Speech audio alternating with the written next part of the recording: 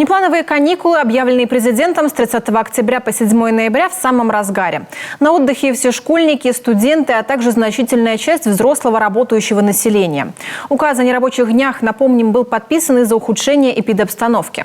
Чтобы не скучать дома, во время длительных выходных образовательные и культурные учреждения Коми подготовили для жителей региона насыщенную онлайн-программу. Викторины, флешмобы, конкурсы и различные мастер-классы. Евгения Кладкевич подробнее о том, как не заскучать, сидя дома всей семьей. Танцы, спорт, интеллектуальная разрядка. С доступом в интернет ни дня скуки. Вот, например, о пользе здорового образа жизни рассказывают в группе Сыктывкарского дворца творчества. Символ учреждения – одуванчик. Проводит тренировку. Находясь дома, особенно важно двигаться. Пока нет уроков физкультуры, базовые упражнения под легкую музыку можно выполнить и у экранов гаджетов. А любителям вкусно поесть или порадовать домашних необычными блюдами предлагаются аппетитные мастер-классы. Первый урок о том, как приготовить традиционное коми-блюдо – ржаные шанги.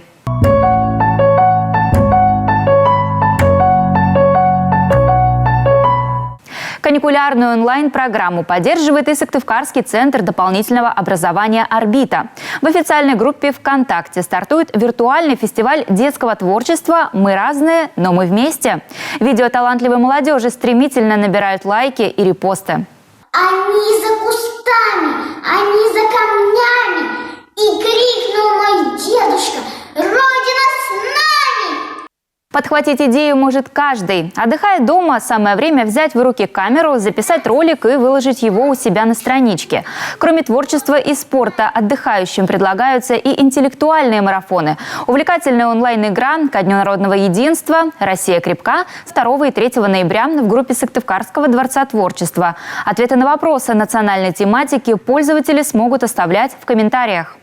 А вот Центр детского творчества 4 ноября добавит танцевальной динамики. Зажигательные видео с национальным мотивом можно будет увидеть в официальном сообществе учреждения.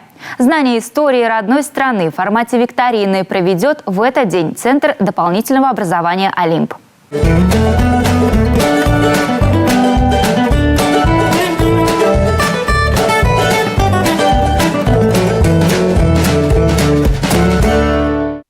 А вот как заставить взрослых играть в обычные детские игры, подскажут организаторы онлайн-оздоровительного лагеря «Мятная цапля». Очередная смена порадует новыми тренингами, кулинарными шоу и квестами.